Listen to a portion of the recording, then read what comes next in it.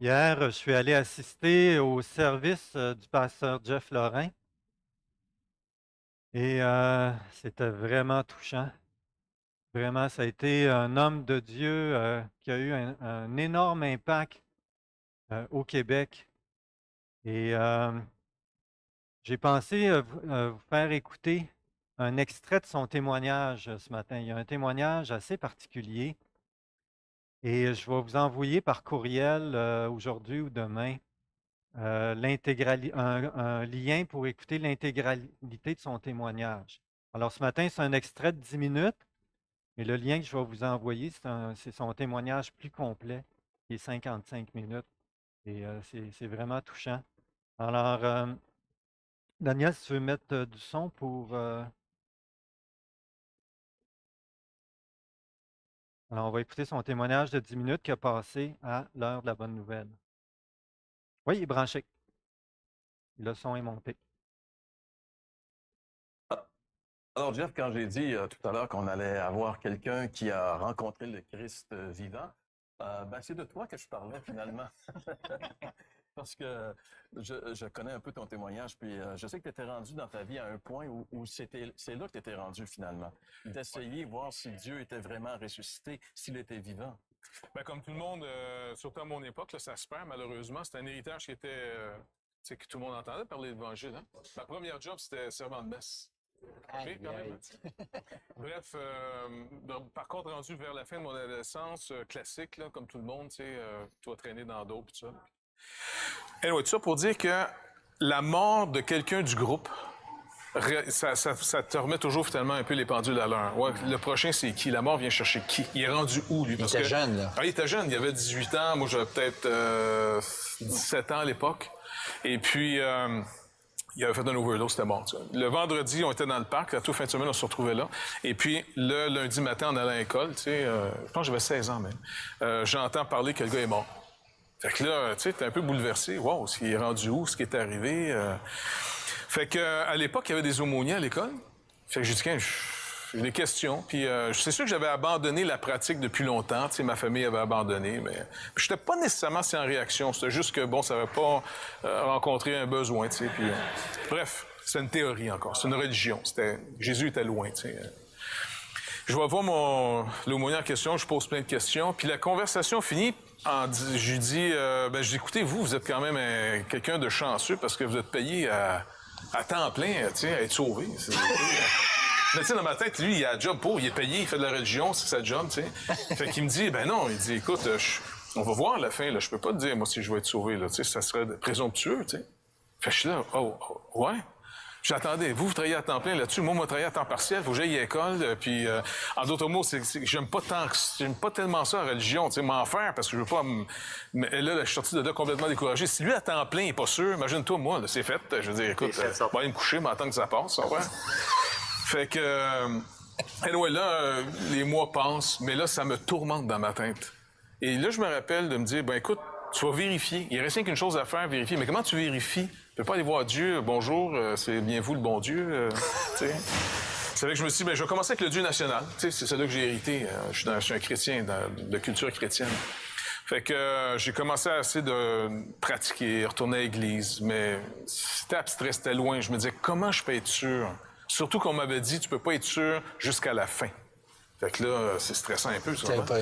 Et puis, on est dans une culture, puis ça commençait à l'époque, où est-ce que d'autres viennent avec d'autres points de vue de Dieu, l'islam, le bouddhisme, ou même les athées, ou les agnostiques, ou les New Age. Bref, tu sais, t'as un moyen catalogue, là. Tout le monde a la vérité d'après eux autres. Mais tu vérifies comment?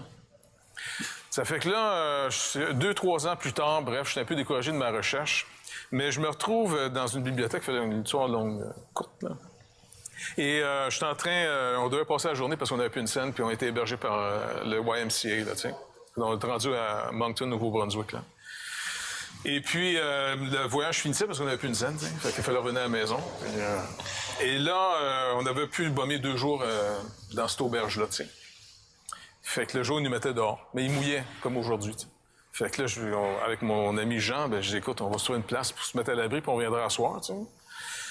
Il rentre dans la bibliothèque, je sais pas trop quoi lire, ça fait qu'il y a une Bible sur la table. Fait que il m'a lire la Bible. Tu sais, peut-être m'avoir des réponses. Mais t'avais-tu fait une prière, quelque chose Non. de plus précis? Rien, C'était tu sais, dans là, ton grand cheminement. écoute, je cherchais, je priais, mais je sais pas comment te dire ça, il n'y a rien qui arrivait, tu comprends? C'est peut-être ça, c'est peut-être pas ça. Tu sais. Puis je me dis, ben peut-être moi je crois à ça parce que c'est le Dieu qui vient avec le pays, tu comprends? C'est finalement, qu'est-ce qui s'est passé, Jeff? Ben écoute, j'ai regardé l'Évangile de Jean, parce que mon professeur, un de mes professeurs à l'école me dit, l'Évangile de Jean, c'est smooth, tu sais. Puis je filais pas tellement, fait que je me dis, l'Ancien Testament, je me rappelle, c'était rough un peu, tu sais. Fait que je lis l'Évangile de Jean, puis à un moment donné, il y a un passage qui dit, Jésus dit tout ce que vous demanderez en mon nom. Là, moi, j'avais l'impression d'avoir trouvé le secret de la licorne. Tu comprends? Écoute, tout ça. Fait que j'ai dit, OK, attends, on va tester là-dessus. C'est ça le moyen de me savoir. C'est vrai que j'ai pas Dieu de mon bord parce que j'ai pas fait grand-chose pour qu'il m'apprécie, là, mais j'essaie, j'ai rien à perdre. Fait que je fais une prière dans ma tête, je dis, OK, Seigneur, c'est marqué ici que si on prie par Jésus, là, tu vas nous répondre. J'aurais besoin de savoir si tu existes d'abord, puis si tu sais, moyen qu'on se rencontre. Hein, Mais je sais pas comment te le demander. Pas une vision, ça fait 2-3 ans de vision que j'ai eue par de la dope, fait que, tu sais, c'est pas... Pas une bonne idée. Pas de bonne idée. J'ai dit quelque chose de bien pratique. Manger. Je vais repartir d'ici, il me reste à peu près, puis on va dire 1 pièce et 25 dans les poches. Et je vais partir d'ici tout seul, et quand je vais arriver chez nous, il va me rester 1 pièce et 25 dans les poches, et tu vas pourvoir à tous mes repas, toi-même. Si du monde me demande quoi, t'as pas d'argent, je vais dire non, j'ai de l'argent, parce que je veux pas rencontrer du bon monde. Je veux être sûr que toi, tu m'entends. Et puis, je vais essayer ça de même. De toute façon, prendre 2-3 jours, venir à Montréal sur le pouce, puis tu meurs pas de faim, tu sais, ça marche pas. Fait que là, je finis ça, puis je suis comme content d'essayer quelque chose, tu sais, m'a bien voir si c'est vrai. Mon chum Jean, il me dit, puis on appelle-tu nos parents pour avoir de l'argent, tu sais, qui nous ramènent à la maison? Fait que je dis, non, Jean, faut que j'essaie quelque chose avant. Fait qu'il me dit quoi? Ben là, je t'ai pas oublié de dire, je viens de prier, moi, là. Il va me dire, écoute, Jeff, là, t'es rendu vraiment fou, là, tu sais. Fait que je dis, non, faut que j'essaie quelque chose, je te le dirai en arrivant. T'es sûr? Je dis, oui, tu sais. Fait que le lendemain, comme de fait, je pars. Écoute, ça a pris 2 jours pour arriver chez nous. Le premier, le midi est arrivé, j'avais un lunch. Mais là, je me dis, ça compte pas, c'est l'armée du salut qui me l'avait donné. Tu sais, je me dis, OK. Le souper arrive. Le gars qui m'avait embarqué, il arrive dans un restaurant, il me dit, tu veux-tu manger? Je vais t'amener plus loin après si tu veux. Ben, je dis, OK, mais j'ai pas faim. J'ai 1 pièce de 25 dans les poches. Il me dit, t'as quoi, t'as pas d'argent? Non. Genre, ben de l'argent, pas d'argent. On rentre dans le restaurant, bon, il se commande un hot chicken, puis en même temps, ben, il dit, mettez-en 2, tu sais. Fait que je mange le hot chicken, voilà, tu sais. Le lendemain matin, il me met plus loin, fait que je vais coucher dans le bois, tu sais, pas être ramassé, là. Le lendemain matin, et Dieu m'est témoin, là, c'est pas des menteries que je vois, bon. Où est-ce que Cindy, la caméra qui est là-bas, que personne ne voit en ce moment, là, mais Cindy, par exemple, où est-ce qu'elle est, là? Je suis couché ici, il y a un pain. Il y a un pain dans le bois. Moi, je suis là, je regarde ça, je me demande c'est quoi ça, tu sais. Fait que je me dis, il doit être pourri, anyway, tout mouillé, pas en tout. Il y a un pain correct. Là, je prends le pain, je commence à manger, puis dans ma tête, je me dis, ben écoute, juste, c'est toi qui as mis le pain, on peut mettre du café puis des confitures, tu sais. Fait que là, je descends sur le bord de la route, la première voiture m'embarque, puis le gars me dit, écoute, j'arrête de voir un client, je te dépose dans un petit restaurant, si tu veux, je viens te rechercher après. As-tu de l'argent? Je dis, oui. Parce qu'il me demande, je vais déjeuner. Je dis, oui, un peu, tu sais.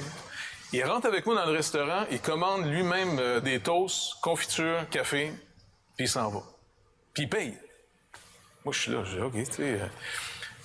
2-3 livres plus tard, on arrive midi, l'autre gars qui m'embarque, lui aussi m'amène au restaurant. Même scénario, je dis, non, oui, j'ai de l'argent, blabla.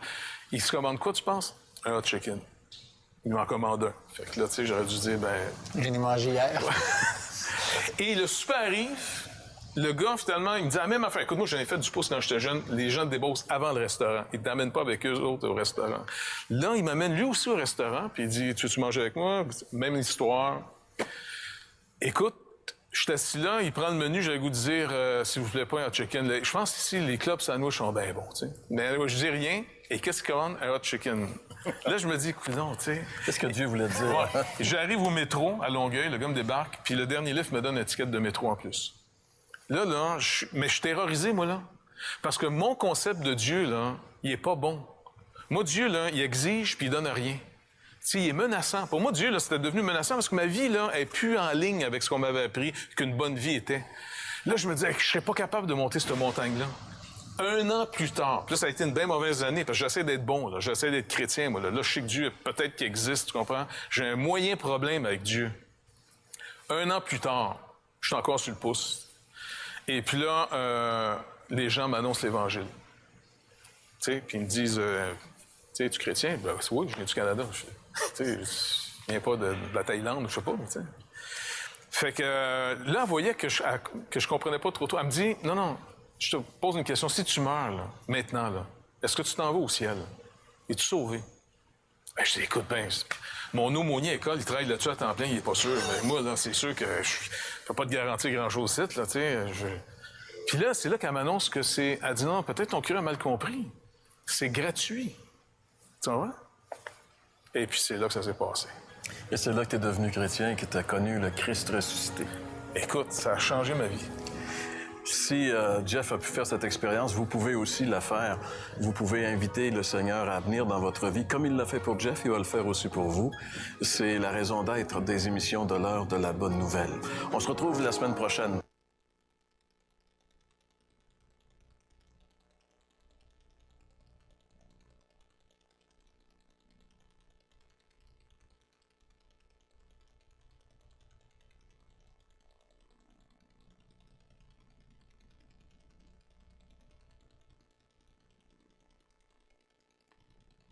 Et il y a eu un gros impact. Ouais, je vais avoir de la misère. Je vous le dis. Ouais, merci. OK. Seigneur, il y a mon aide. Ça a été un choc. Quand j'ai appris son décès. Un ami. Voyons. Bon, un frère, un modèle. Je pense pas que je serais pasteur. Et surtout affermi dans la grâce. Il n'avait pas eu l'impact de Dieu. Ça a commencé en 88. C'était la radio WCHP. Il avait son émission Ligne Directe. Puis, quelques années auparavant, j'avais lu la biographie d'Hudson Taylor, missionnaire en Chine dans les années 1800. Et lui, il s'était embarqué dans un programme là, pour obéir à Dieu. Là. Et à un moment donné, il y a eu une révélation de la grâce. Ça a été libérateur pour lui. Il a réalisé que ce n'était pas lui qui devait faire les choses pour Dieu, c'est Dieu qui venait les faire en lui. Et ça a transformé sa vie. Et quand j'ai lu ça, ça a été un réveil spirituel dans ma vie. J'étais tout jeune chrétien. Ça a duré environ 1 an. Je me suis toujours demandé pourquoi est-ce que ça n'avait pas duré plus longtemps. Mais quand j'ai entendu Pasteur Jeff à Ligne Directe, il parlait de la grâce de Dieu, j'ai fait la connexion. J'ai dit, j'en veux plus, c'est ça que je veux. Alors, je l'écoutais, écoutez, je travaillais l'émission était à 2 heures, je travaillais dans le jour.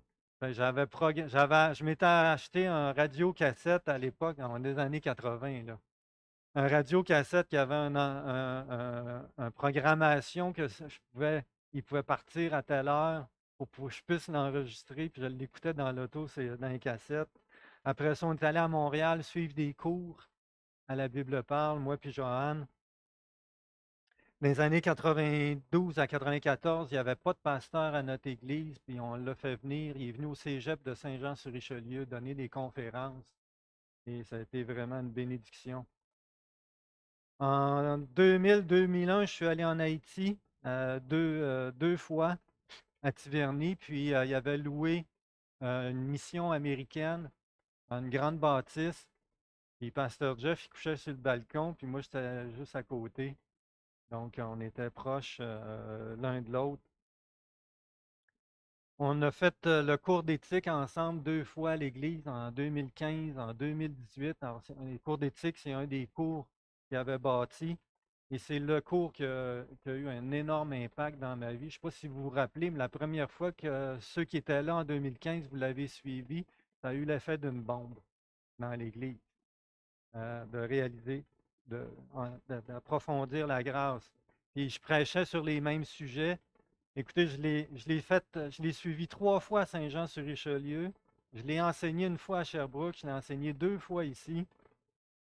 Puis même la 6e fois que je le faisais, alors que je me préparais à prêcher sur le pharisien, à un moment donné, je me suis arrêté en pleurant en disant, Seigneur, pharisien, c'est moi.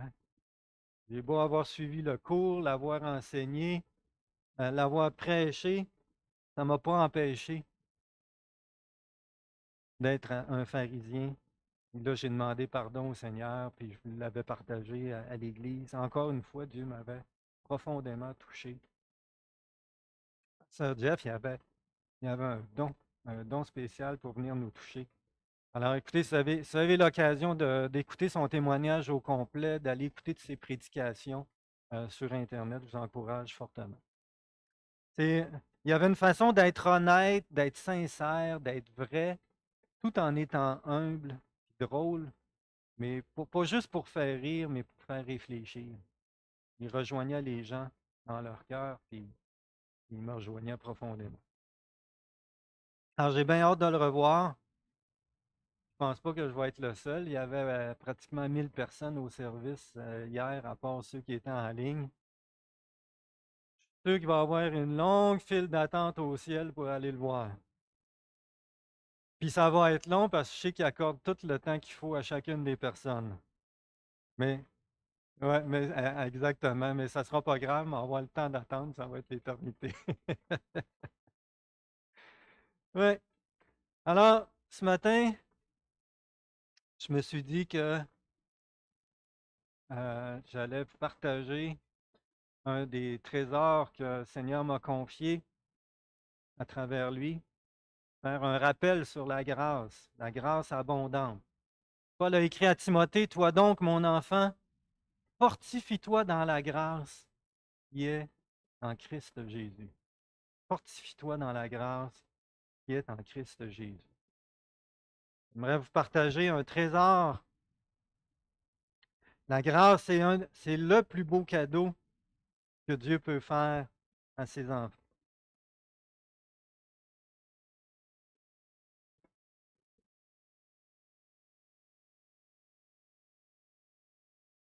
La grâce est un cadeau de Dieu. Depuis qu'on est tout petit, on a la conception qu'on est accepté, apprécié, aimé en fonction de notre comportement. Et on transfère ce concept-là avec Dieu. On pense que Dieu va nous accepter, va nous apprécier en fonction de ce qu'on mérite. Mais c'est impossible. La notion de le mériter va complètement à l'encontre de celle de la grâce. La grâce, c'est quoi? C'est de venir au secours de quelqu'un qui est en train de périr. C'est de secourir des gens qui ne méritent pas, qui méritent de périr. Des gens qui, Dieu, dans sa sainte justice, devrait les laisser périr, mais son amour est tellement grand qu'il fait grâce. Et il nous fait grâce quand on met notre foi en Jésus-Christ. Jésus a dit ceci, le Fils de l'homme est venu chercher et sauver ce qui était perdu.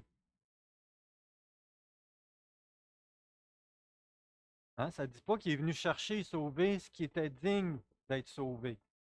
Hein, quand notre maison est en feu, on va chercher, on essaye de sauver ce qui a le plus de valeur. Mais Dieu vient sauver, il vient chercher, manifeste sa grâce en ce qui a de la valeur à ses yeux, mais qui sauver ceux qui sont perdus. Alors Jésus n'est pas venu pour s'efforcer de changer et d'améliorer, c'est-à-dire de s'efforcer. Ouais, il n'est pas venu pour ceux qui s'efforcent de changer puis de faire mieux, pour se sauver eux-mêmes. Pas ceux qui pensent qu'ils méritent d'être sauvés. On peut penser ça, que j'ai toujours voulu faire de mon mieux, que dans le fond, je le mérite d'être sauvé. Il n'est pas venu pour ceux qui pensent que par leurs efforts à bien agir et bien se comporter, ils vont être plus sauvables. C'est pas ça que ça dit ici. Ça dit que Jésus est venu ceux qui sont perdus, et c'est ceux qui vont se reconnaître perdus, et qui vont bénéficier de ce salut. Pour qu'on comprenne bien cette notion-là, Jésus a donné un exemple que vous avez certainement déjà entendu parler, d'un homme qui avait 2 fils. Et là, le plus jeune, il a le goût de partir à l'aventure, puis il demande à son père de lui donner son héritage. Quelle insulte de demander l'héritage à son père tant de son vivant. Fait qu'il part avec la moitié de la fortune familiale, puis il s'en va tout dépenser en ville. Quel mépris, hein, de l'honneur de son père. Après avoir tout dépensé, il se retrouve sans le sou, il y a une famine dans le pays. Finalement, il réussit à se trouver un emploi, à nourrir les cochons. Mais il n'a même pas le droit de manger ce qu'il donne à nourrir aux cochons. Et là, il est vraiment mal pris. Alors, il se met à penser en lui-même comment est-ce qu'il était bien chez son père. Au moins, il avait de quoi à manger. Puis il se dit, ouais, dans le fond, j'ai rien à perdre. Je vais aller voir mon père. Je vais lui dire, Père, j'ai péché contre le ciel et contre toi. Traite-moi comme l'un de tes serviteurs. Puis il se dit, au moins, je vais avoir de quoi à manger. Puis si ça ne marche pas, ben, ça ne marchera pas, c'est tout. Au moins, j'aurais essayé. Alors qu'il est en chemin, son père l'attendait puis il observait quand est-ce qu'il allait revenir. Il appréhendait son retour. Et là, il l'a vu de loin puis il part à la course pour le rejoindre. Son fils commence son discours, il dit, Père, j'ai péché contre le ciel et contre toi, je ne suis plus digne d'être appelé ton fils. Il ne laisse même pas finir. Il lui redonne la dignité d'être son fils et il organise une grosse fête en son honneur. Son frère aîné apprend la nouvelle du retour de son frère et de la fête en son honneur. Et là, il est en colère. Quoi? Il dit, celui qui est parti avec la moitié de la fortune familiale, qui a tout dilapidé, là, il le rétablit comme fils. Rétablir comme fils, c'est le rétablir comme héritier. Il allait hériter une deuxième fois à la mort du père. Là. Fait que le fils, là, il n'était pas trop d'accord avec ça, certain. Puis dis-moi qu'il est resté fidèlement à travailler à la maison, puis faire tout ce que le père demandait. Il n'a jamais organisé une fête comme ça pour moi. Il était vraiment choqué. Alors, son père est venu le rejoindre pour essayer de le convaincre, hein, de venir fêter avec lui. Alors il lui dit, toi, mon enfant, tu as toujours été avec moi. Et tout ce que j'ai est à toi. Mais il fallait bien se réjouir et s'égayer car ton frère que voilà était mort. Il est revenu à la vie. Il était perdu et il est retrouvé. Cette histoire illustre la grâce. Le fils cadet, il ne méritait rien. Il méritait d'être insultant et déshonorant ce qu'il avait fait. Il méritait d'être, en tout cas pour la tête de ceux qui écoutaient chez les Juifs, là, il méritait d'être rejeté. Et c'est le fils, c'est ce qu'il considérait qu'il méritait aussi, d'être rejeté et de rester dans sa misère. Ça, c'est ce qui aurait été juste, hein, selon la culture de l'époque. Mais l'amour du Père était plus grand. Était bien plus grande. Il l'a rétabli et il l'a rétabli comme son fils. Il a organisé un festin.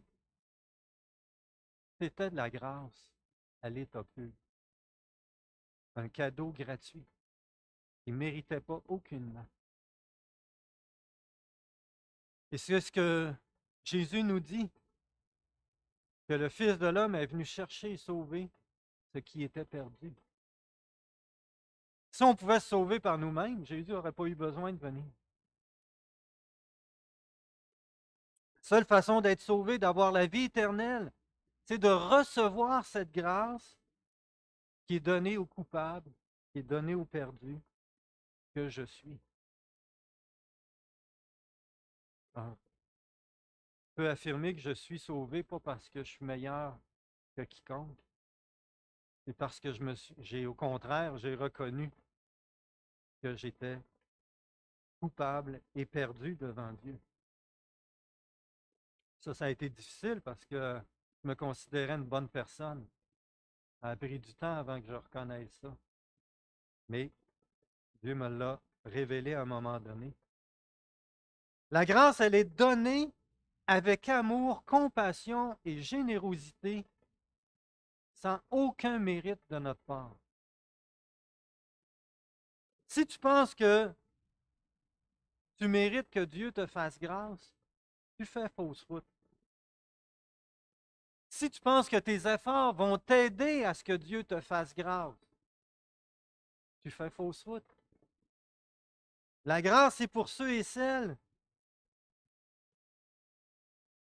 qui sont perdus et qui se reconnaissent comme tels. Une autre belle parole de Jésus qui a dit, ce ne sont pas les bien portants qui ont besoin de médecins, mais les malades. Je ne suis pas venu appeler des justes, mais des pécheurs. Ce ne sont pas les bien portants qui ont besoin de médecins. En réalité, il n'y en a pas un seul devant Dieu qui est bien portant. Pour être bien portant aux yeux de Dieu, on devrait être exactement comme le Seigneur Jésus-Christ, comme il a vécu sur la terre. Il n'y a personne ici qui l'a fait.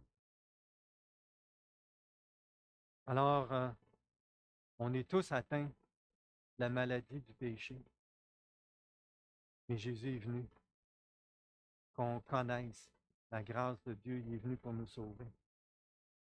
Reconnaître pécheur est la première condition pour être bénéficiaire de la grâce. Et se reconnaître perdu est la deuxième condition. On n'a pas trop de difficulté à reconnaître qu'on est pécheur. Mais d'accepter qu'on est perdu et qu'il n'y a pas de salut possible par nous-mêmes, ça, c'est un peu plus difficile à accepter. Alors, être bénéficiaire de la grâce, c'est de reconnaître qu'il est totalement impossible de me sauver par moi-même, à moins que Dieu me fasse grâce et que je sois bénéficiaire de sa grâce. Est-ce que tu te reconnais pécheur? Est-ce que tu te reconnais perdu? Est-ce que tu reconnais que tu ne peux rien faire pour y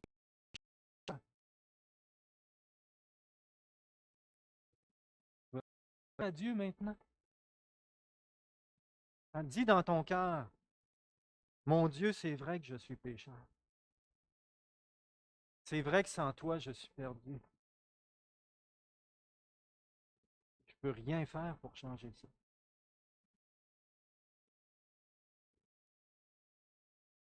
Mais sache que Jésus est venu pour te sauver et te faire grand. Peux-tu le croire? Il est mort sur la croix pour tous tes péchés. Il a porté ta condamnation par amour afin qu'on obtienne cette grâce extraordinaire.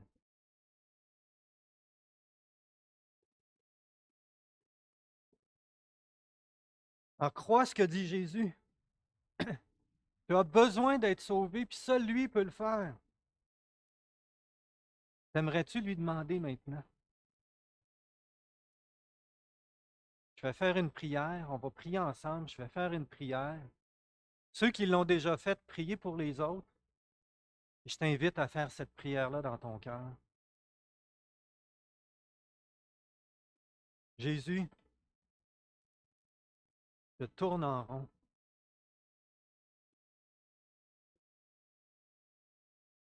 J'essaie de faire de mon mieux pour me rendre acceptable à tes yeux. Dans le fond, j'essaie de me sauver par moi-même. et je ne reconnais pas que je suis perdu.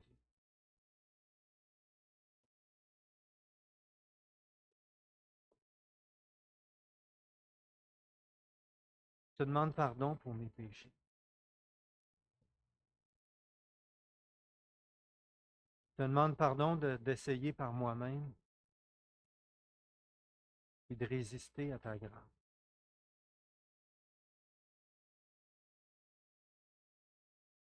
Je te prie de me sauver. Fais-moi grâce. Je crois que Jésus est mort pour me pardonner. Je le crois que je suis pardonné. La parole dit que tu donnes la vie éternelle à ceux qui croient en toi. Merci pour la vie éternelle. Merci d'avoir envoyé ton Fils Jésus sur cette terre pour me faire grâce. C'est un don gratuit que je reçois, un cadeau gratuit. Merci, Père. Merci, Jésus, d'avoir donné ta vie pour moi. Merci, Père, d'avoir donné ton Fils pour nous. Amen. La grâce est un cadeau extraordinaire que Dieu nous fait. La grâce est aussi libératrice et transformatrice.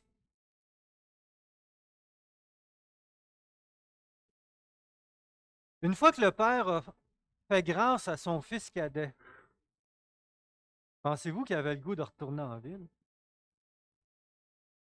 Il était-tu bien? Hein? Sous le regard de l'amour de son Père, rétabli. Peut-être qu'il a eu le goût un petit peu d'y retourner à cause de son frère aîné. Ça se pourrait. Mais pas à cause de l'amour de son Père. Pourquoi? Mais parce qu'il a été touché dans son cœur par l'amour et la compassion. Et ça a certainement commencé pour lui une nouvelle vie, dans la joie puis la paix d'avoir été rétabli et d'avoir goûté à l'amour de son Père. Eh bien, une fois qu'on a goûté à la grâce, qu'on s'est reconnu perdu, qu'on a goûté à la grâce de Dieu, on n'est plus la même personne. Parce qu'on vit avec l'assurance de l'amour et d'une grâce qui est abondante dans nos vies. La grâce ne met pas de fardeau à devenir meilleur. La grâce nous embarque. Pasteur Jeff, il disait tout le temps, la grâce ne nous met pas sur un programme à devenir meilleur. Ça, c'est la chair qui fait ça. Parce qu'on veut encore mériter. La grâce, elle ne met pas de fardeau à devenir meilleur, ni de culpabilité de ce qu'on n'a pas réussi à faire mieux. Pense-y. Puisque le Père t'a accepté tel que tu es, alors que tu étais perdu et qu'il t'a fait grâce.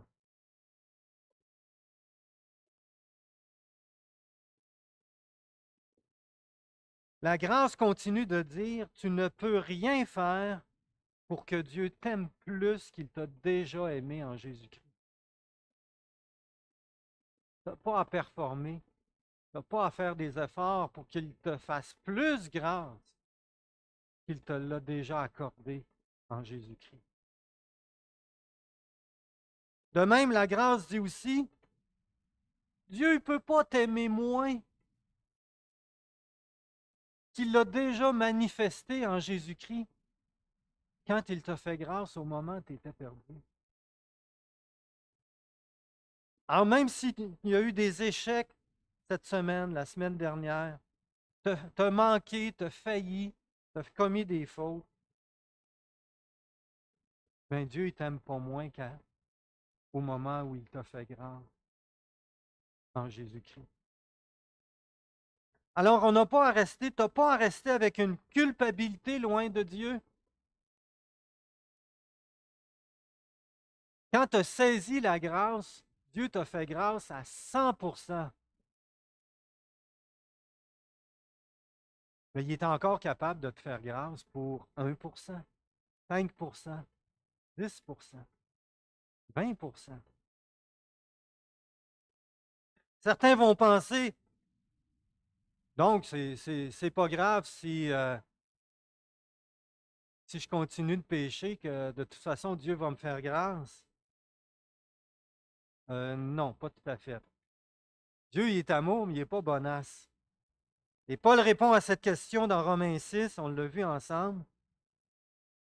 Me laisser aller au péché m'entraîne sur une pente descendante où je vais m'enfoncer dans le sable mouvant de la mort.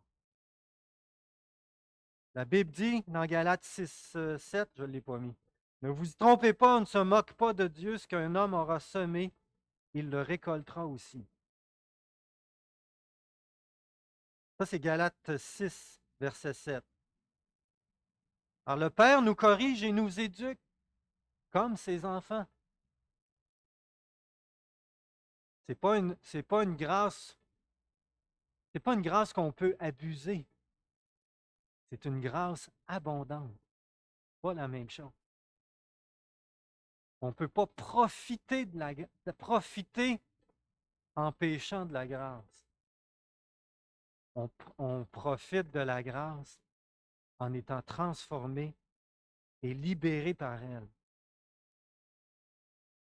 Mais comme je n'ai pas à performer pour devenir meilleur, je n'ai pas à me culpabiliser de ce que j'ai fait de pas correct, mais la grâce m'invite à vivre le moment présent, à jouir du moment présent sous le regard de Dieu et me laisser conduire par lui. Je ne suis plus dans les remords du passé, je ne suis plus dans la pression de ce qui s'en vient. Bien sûr qu'il y a des conséquences aux fautes et aux manquements, mais ça ne diminuera jamais l'accès qu'on a à la grâce de Dieu. À chaque jour, je peux venir à Dieu, lui dire, Père, pardonne-moi, je saisis ta grâce à nouveau, conduis-moi tout au long de ma journée à vivre sous ton regard. Quand tu connais la grâce de Dieu, mais tu désires vivre sous la grâce, puis expérimenter Dieu de plus en plus. Tu vis une épreuve, tu vis une difficulté, tu vis un défi, eh bien, tu as accès au trône de la grâce à chaque instant, à chaque jour, pour demander à Dieu d'intervenir, d'agir, de te libérer, de te transformer, quel que soit le besoin. Toutes les bénédictions qui sont en Jésus-Christ ne sont pas conditionnelles à ma performance de la loi, mais conditionnelles à ma repentance et à ma foi. Je le répète. Toutes les bénédictions qui sont en Jésus-Christ ne sont pas conditionnelles à ma performance de la loi, mais conditionnelles à ma repentance et à ma foi. C'est ça la grâce. Juste venir à Jésus avec repentance et foi, saisir sa grâce que j'ai besoin à chaque jour. Et sa grâce, elle est abondante pour libérer et transformer et pour répondre à nos besoins. Quelques passages dans ce sens. 1 Pierre 5, 7. Déchargez-vous sur lui de tous vos soucis, car lui-même prend soin de vous. Son amour, sa grâce prend soin de nous. Éphésiens 3, 20. Or, qui par la puissance qui agit en nous, référant au Saint-Esprit, peut faire infiniment au-delà de tout ce que nous demandons ou pensons. On l'a expérimenté plusieurs fois.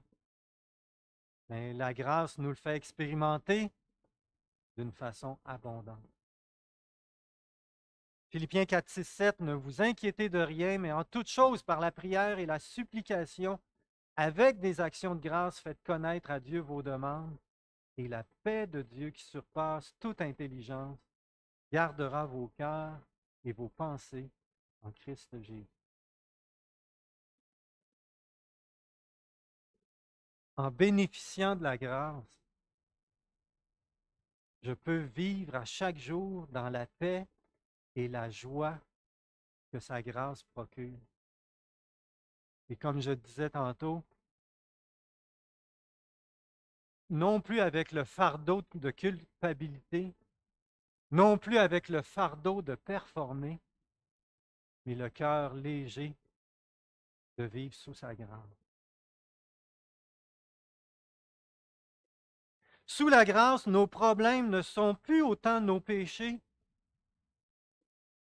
que notre obstination de reconnaître notre besoin et de venir au Seigneur pour saisir sa grâce. Même une fois qu'on est chrétien, on a tendance à vouloir devenir des meilleures personnes qui méritent ce que Dieu accorde. Mais grâce et mérite, ça ne se mélange pas. Hein? C'est comme l'huile puis de l'eau. T'as beau essayer de brasser ça ensemble, ça se sépare tout le temps. Grâce et mérite, ça ne va pas ensemble. Alors, seule la grâce de Dieu peut nous libérer et nous transformer pour la gloire de Dieu sans aucun mérite de notre part. Pasteur Jeff, il se plaisait à dire, j'y suis pour rien.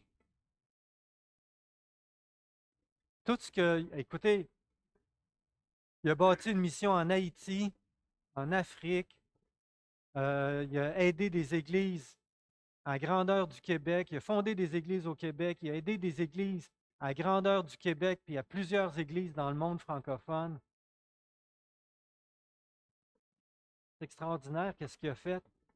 Mais il disait tout le temps, j'y suis pour rien. C'est tout le Seigneur qui a fait ça. Seule la grâce de Dieu peut nous libérer, nous transformer pour la gloire de Dieu sans aucun mérite de notre part. Mais ça prend l'humilité de le reconnaître et venir le demander avec repentance et avec foi. Mais sa grâce est abondante pour libérer et transformer. Voulez-vous qu'on le demande ensemble? Hein? Prions puis demandons-le ce matin. Je vous invite à courber la tête, on va prier. Père, je te demande pardon de vouloir réussir par mes propres moyens, puis d'essayer d'avoir quelques mérites, plutôt que de saisir la grâce qui vient de toi et qui seul peut agir puissamment pour libérer et transformer ma vie, puis répondre aux prières, répondre aux besoins. Bien humblement, je reconnais que je suis rien sans toi et que je ne peux rien faire pour ta gloire sans toi. Remplis-moi de ton Saint-Esprit, puis agis par ta grâce en moi pour me libérer et te servir de moi pour ta gloire. Amen. Alors la grâce est un cadeau de Dieu. Elle est aussi libératrice et transformatrice. Et la grâce n'est pas cheap. Elle est abondante. Quand le fils cadet est revenu à la maison, non seulement le père l'a repris à son service puis lui a donné à manger, il l'a rétabli comme fils, comme héritier, puis a organisé un festin. La grâce, elle est abondante. Notre Père nous a fait grâce en Jésus-Christ. Hein, quand Jésus est mort sur la croix, il nous a assuré ainsi que tous nos péchés étaient pardonnés. Juste ça, ça aurait été déjà une grâce abondante. Mais sa parole va au-delà de ça. Qu'est-ce que sa parole dit que nous avons obtenu par grâce? Nous sommes devenus saints et sans défaut devant lui. Ainsi, on a un accès à la présence de Dieu en tout temps, en toutes circonstances, parce que Jésus nous a rendus saints et sans défaut devant lui. Nous avons été adoptés comme ses enfants bien-aimés, membres de la famille de Dieu. Alors ça, vous allez retrouver ça dans Éphésiens au chapitre 1. Adoptés comme ses enfants bien-aimés. Le pasteur Jacques Alexanian se plaisait à dire que on est les chouchous de Dieu avec sa grosse voix. On est ses chouchous. Nous sommes la fiancée et l'épouse de son fils, sa chérie. Nous sommes ses héritiers et co-héritiers avec Christ, participants à son règne éternel. Il nous a donné sa vie qui habite en nous, la vie de l'Esprit Saint. Vous ne trouvez pas que c'est abondant comme grâce? C'est gros, là. C'est gros. On est richement bénis.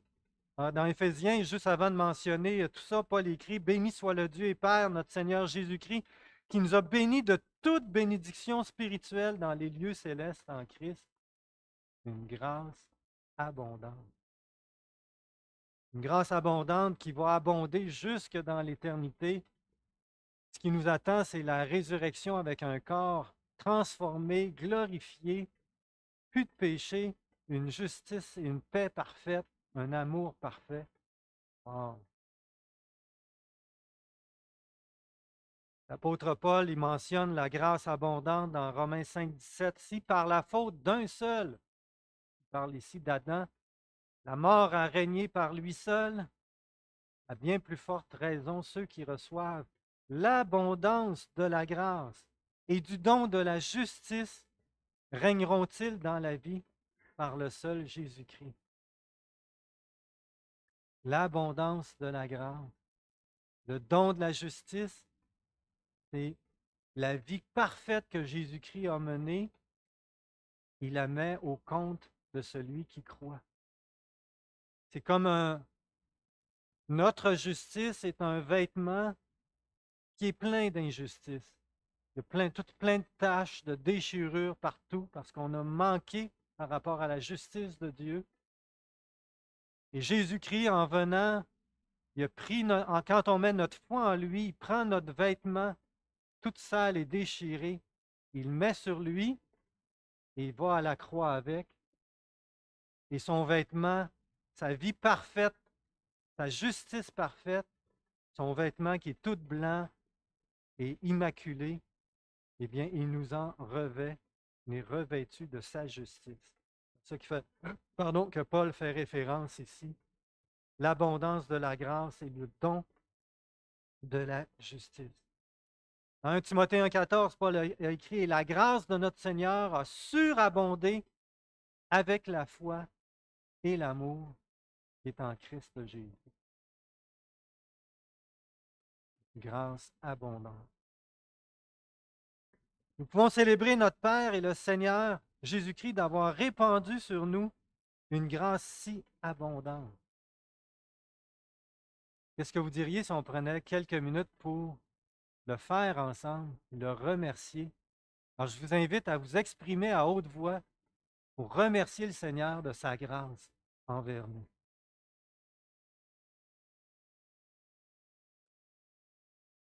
Ô Père, merci de nous avoir déclarés saints, sans défaut devant toi, que nous sommes réconciliés en paix avec toi, avec l'assurance de ton pardon, de la vie éternelle. Ô Père, merci de cette grâce abondante.